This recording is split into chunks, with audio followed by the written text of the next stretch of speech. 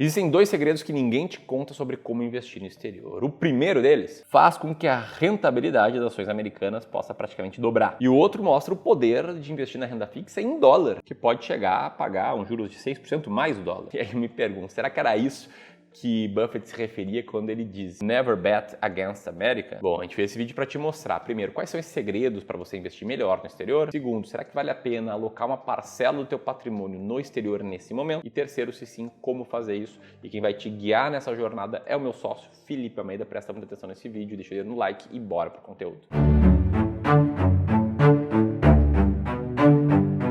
Vamos lá, e antes de mais nada, vamos dar um overview geral, dar uma olhada de como é que está se comportando o mercado americano nos últimos meses. Bom, no final de 2024, a gente viu uma alta muito forte do S&P 500, subindo praticamente 18% ali. Já na virada de 2025, a gente viu um movimento contrário, de queda muito forte, devolvendo toda aquela alta de praticamente 19% de queda. Tudo por causa das ideias do tarifaço do Trump, que entraram em vigor logo no início do mandato dele, e fez com que o índice S&P 500 caísse 10%, batendo um recorde de correção desde 2023.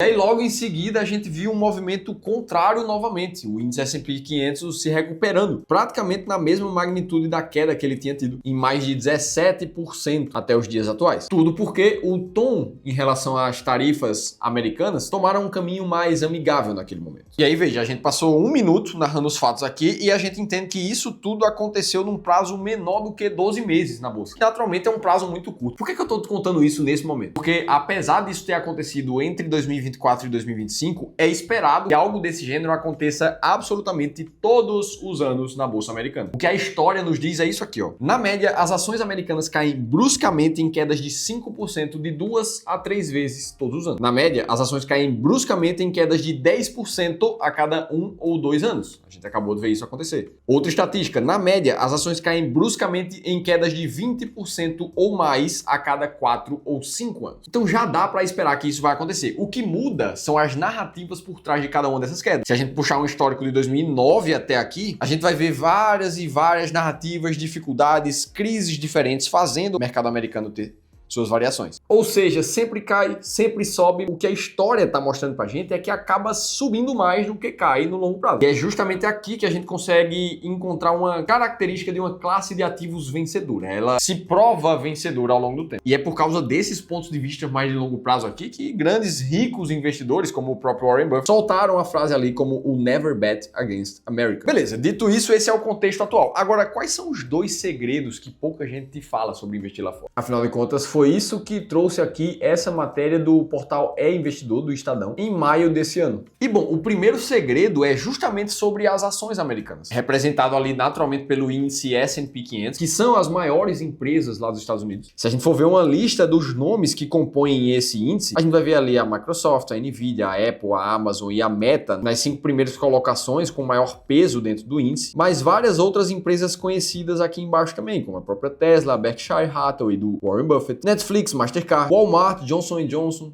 a Coca-Cola e várias outras empresas até completar uma lista de 500 ações diferentes. Só que o segredo que a matéria traz começa a aparecer quando você vai avaliar o retorno desse índice ao longo do tempo. Bom, a primeira coisa que você faz é colocar aqui S&P 500 no Google e aí através da própria ferramenta do Google, você começa a ver a rentabilidade aqui ao longo dos anos. No último ano 10%, nos últimos 5 anos 97%, e se a gente puxa para um histórico ainda mais longo, desde 1996 ali, a gente vê uma alta de 680%. Isso aqui parece interessante, comprovando ali a força do mercado americano nas últimas décadas também. Só que o segredo aqui por trás é que essa rentabilidade ela não é real necessariamente. Os índices de ações americanos eles têm uma diferença estrutural dos índices brasileiros.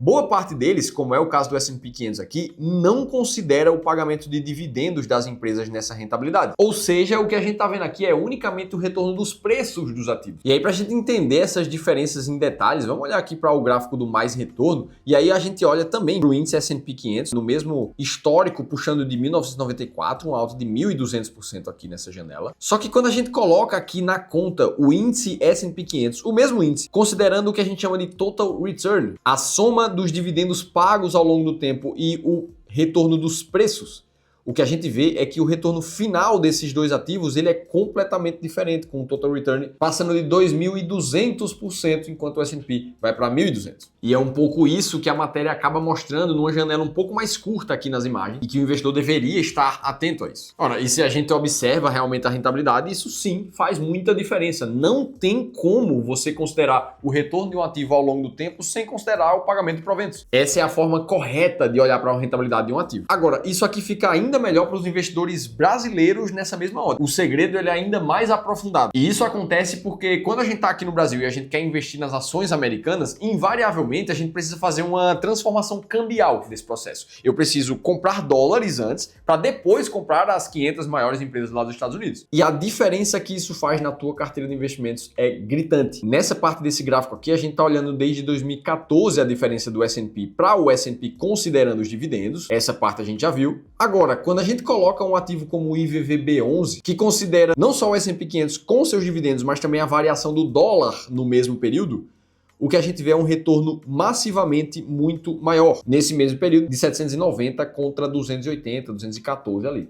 Ou seja, na hora que você protege a variação de câmbio na tua carteira, pelo menos de uma parte dela, é natural que por ter uma moeda mais forte na tua carteira, você veja uma rentabilidade maior. Tudo vai mudar conforme a ótica que você olha para isso aqui. Você sabia desse segredo aqui? Me conta nos comentários o que é que você está achando sobre isso. Até porque eu sei que muita gente vai dizer, Felipe, mas os dividendos pagos pelas ações lá nos Estados Unidos, eles fazem pouca diferença, já que é muito comum a gente ver um dividendo mais baixo por lá. E isso é uma verdade. Se a gente olhar no curtíssimo prazo, o dividendo das ações americanas, para o que a gente está acostumado aqui no Brasil, é muito baixo. Olha a média aqui que o S&P 500 ficou no ano passado, em cerca de 1,2%. E mesmo se a gente olha para o histórico completo do dividend yield das ações americanas, puxando lá desde 1871, o que a gente vê é que de 1960 para cá, o dividend yield nunca passou muito de 2%. E principalmente depois dos anos 2000, esse número fica entre 1 a 2% em alguns momentos. Felipe, mas um dividend yield de 2% é realmente muito baixo. Como é que isso pode fazer diferença para o investidor? E aqui entra um ponto que nos Estados Unidos os dividendos carregam umas características muito diferentes do que a gente está acostumado. A primeira delas é que os dividendos pagos por ação lá normalmente são crescentes de forma mais natural. Para você entender isso, olha o histórico aqui do dividendo pago por ação do próprio S&P 500 nos últimos 10 anos. A gente saiu de um dividendo anual na casa dos $4 por ação ali em 2015,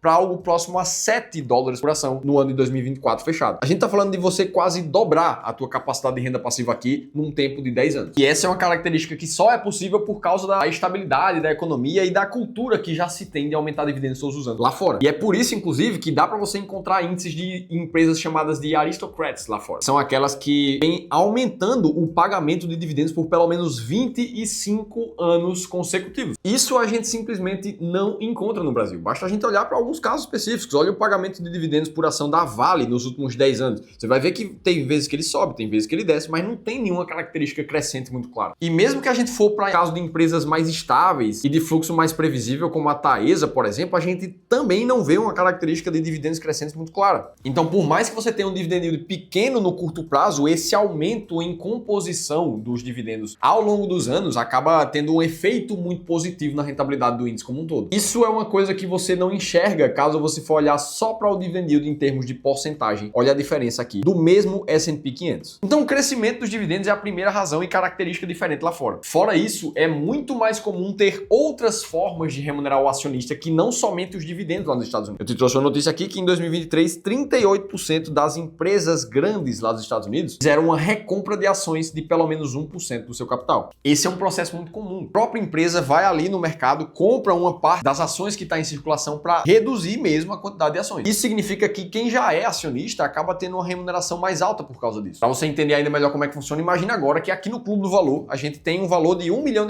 Vamos simplificar. E aí para esses R$1 milhão a gente tem 10 ações em circulação. Cada uma das ações vale R$100 mil nesse momento. E aí imagina que eu, Felipe, como sócio, tenho uma ação do Clube do Valor hoje. Ou seja, eu tenho um patrimônio de R$100 mil investidos aqui. Ou seja, eu tenho 10% da empresa. E aí imagina agora que o pagamento de dividendos no ano da empresa foi de R$100 mil. Ora, se eu como acionista tenho 10% da empresa, eu tenho direito a 10% do dividendo distribuído por ela. R$100 mil, o que vai cair na minha conta são R$10 mil em dividendo. Beleza, compreendido essa conta, o que acontece quando a empresa vai recomprar suas próprias ações de mercado?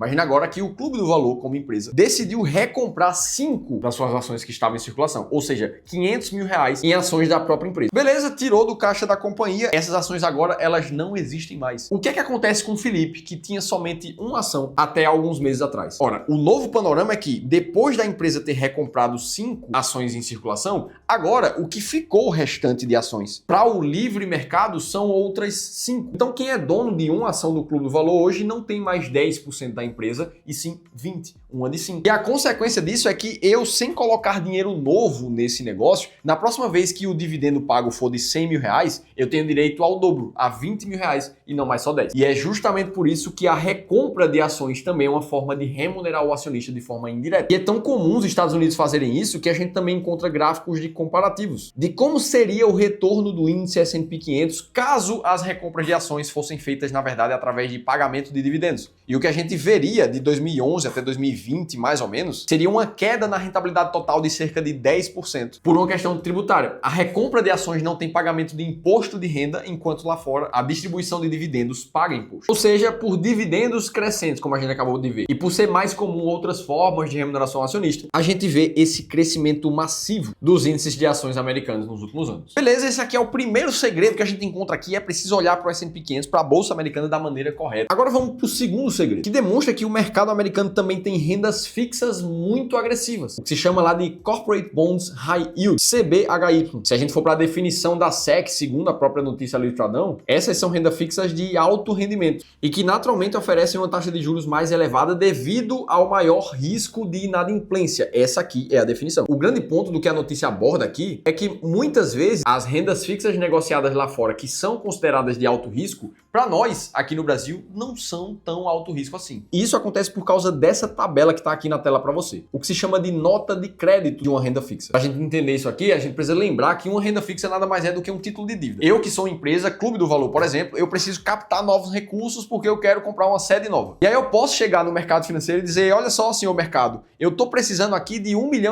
Eu quero encontrar novos investidores que estejam dispostos a me emprestar esse dinheiro. Em troca disso, eu vou pagar uma remuneração lá de IPCA mais 6, IPCA mais 7, alguma coisa que vai virar um acordo em um título de dívida. Beleza, esse é um processo comum no mercado financeiro, só que para os investidores saberem qual é aquela empresa que está mais em saúde financeira para garantir que esse empréstimo vai realmente voltar em forma de juros, existem no mercado várias empresas de classificação de risco, que se chama ali de nota de crédito, começando no grau de investimento de maior qualidade de crédito, que é o que se chama de AAA, e descendo até empresas ou países, inclusive, que tenham mais risco de inadimplência, como que se chama de categoria de especulação de baixa classificação. E o grande ponto aqui é que lá nas agências internacionais de classificação de crédito, o Brasil, ele sempre entra como categoria de especulação, ou seja, de risco muito mais alto. Ora, se isso é verdade, consequentemente, empresas brasileiras que fazem emissão de título de dívida lá fora, nos Estados Unidos, acabam entrando com risco um pouco mais alto também. E não é tão incomum a gente encontrar grandes empresas fazendo isso. Olha aqui a Petrobras, que fez emissão de 1 bi em títulos no exterior em 2024.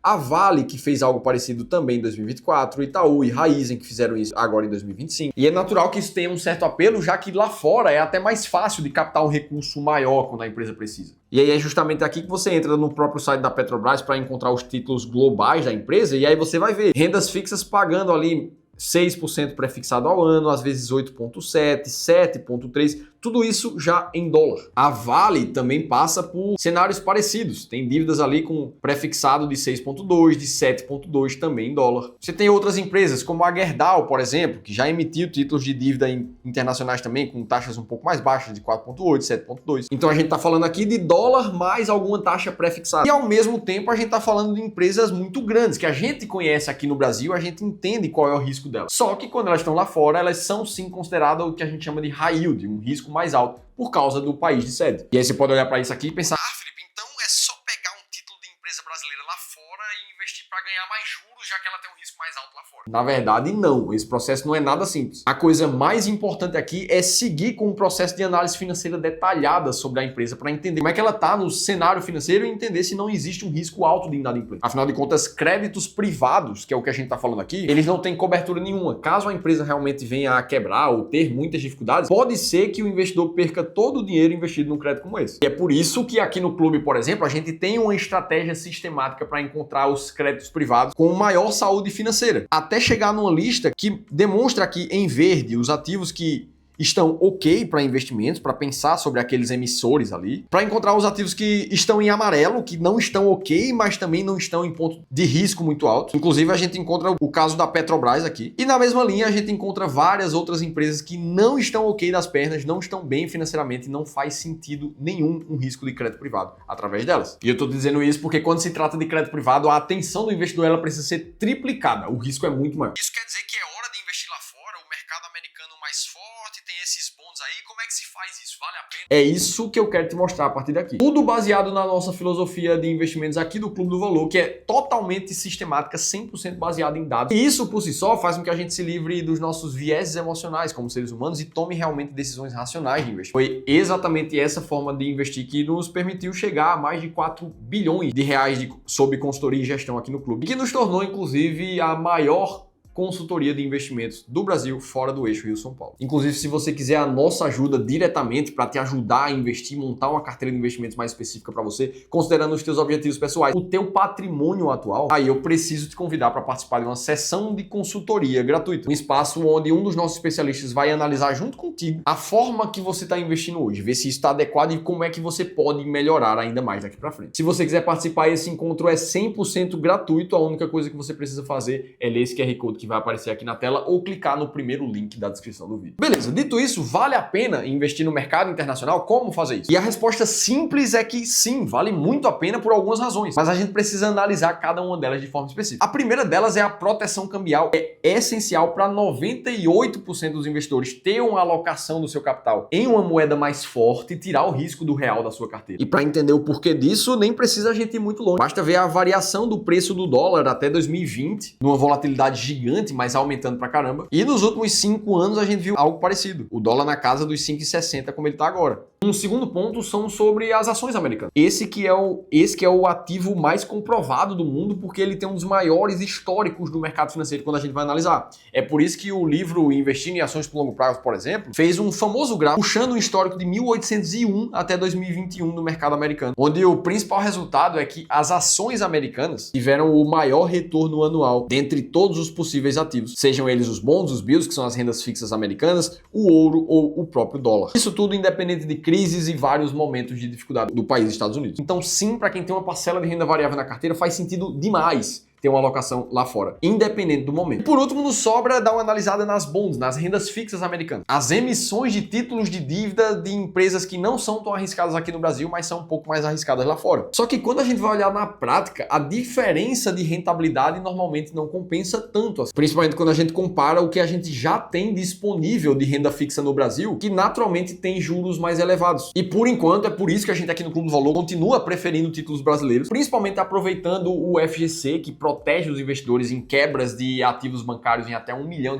seu patrimônio. Isso porque os juros base lá nos Estados Unidos, mesmo que ele está num dos patamares mais altos dos últimos 10 anos, ainda assim ele fica na casa dos 4,5% ao ano. E já chegou a ser de menos de 1 há não muito tempo atrás. Enquanto no Brasil a gente tem uma tendência de juros mais altos e a gente encontra nesse momento, por exemplo, taxas de IPCA+, no próprio Tesouro Direto que chegaram a quase mais 8, o que é um momento que por si só significa que tem várias outras oportunidades de taxa também alta na renda fixa. Eu peguei um exemplo completamente aleatório aqui de uma debênture incentivada, um crédito privado, com rentabilidades de IPCA+, 8, sem imposto de renda. Isso aqui é equivalente como se fosse um CDB pagando IPCA mais 10 ou mais 11. É óbvio que isso aqui tudo precisa passar pela avaliação de crédito, precisa entender como é que está a carteira do investidor. Mas fazendo análises comparativas, é natural que a rentabilidade média da renda fixa no Brasil seja mais alta. Dito tudo isso, como é que você sabe a hora certa de colocar mais ativos internacionais na sua carteira ou não? É isso que eu quero te mostrar aqui na prática. Agora, se você quiser conhecer as 3 mudanças que você precisa fazer na tua carteira de investimentos para chegar até a dobrar o potencial de retorno dos teus ativos, aí eu preciso te convidar para uma aula totalmente gratuita que o Ramiro Gomes Ferreira, meu sócio e fundador aqui do Clube do Valor, vai te dar na próxima terça-feira, te contando exatamente isso. Essa aula é 100% gratuita, a única coisa que você precisa fazer é clicar no segundo link da descrição para se inscrever. Agora, para decidir qual é o momento de investir em ativos internacionais, tudo isso vai ser preciso entender como é que está a tua carteira de investimentos no momento. Como é que está a tua estratégia bem desenhada? Imagina que você é um investidor no que a gente chama de modelo sofisticado, que é um cara mais arrojado do que conservador, e você definiu que quer ter 20% da sua carteira em ativos internacionais, ações dos Estados Unidos. Agora, se você pegou um momento em que o mercado americano caiu e ao invés de ter os 20% que você queria, você está com 15%, esse é um sinal claro de que você deveria estar comprando mais ativos internacionais nesse momento. E assim você sabe sempre qual ativo você deveria comprar, que horas fazer isso. Dito tudo isso, me conta o que é que você achou desse conteúdo aqui embaixo, eu quero ouvir vocês nos comentários. Agora, se você quer entender como é que você tem que montar a sua carteira de investimentos, mesmo que você esteja começando do absoluto zero, aí eu preciso que você assista esse outro vídeo aqui. Eu conto tudo isso em detalhes, tá te esperando por lá.